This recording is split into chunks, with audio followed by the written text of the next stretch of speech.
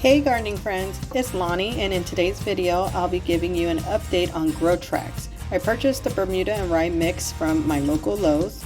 Grotrax states all you have to do is just unroll it, wet it, and it will grow.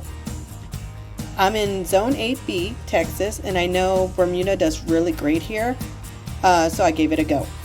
I went to the area that I needed to get seeded and wanted grass, and I went to area, I unrolled it, and I watered it every day for 2 weeks. I didn't really see any growth, and that area is now a fainted pale green color from it, from the fabric grass. So based on my experience, I wouldn't purchase again and stick to just good old aeration, seed, soil, and watering.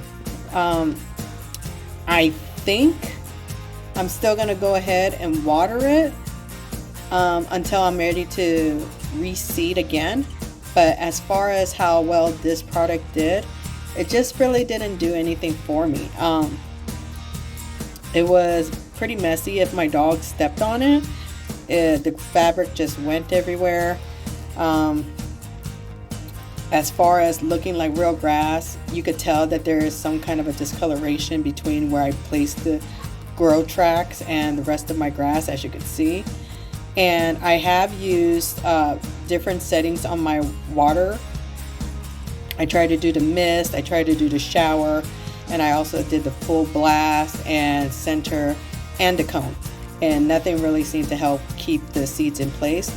The birds did come through and peck at it as well, so as far as keeping the birds out of it, really it didn't really help with that either. So that's my review, and yeah, just let me know down below if you guys have tried it and what your experience has been with it. So until next time, I'll talk to you later, and keep on growing. Bye.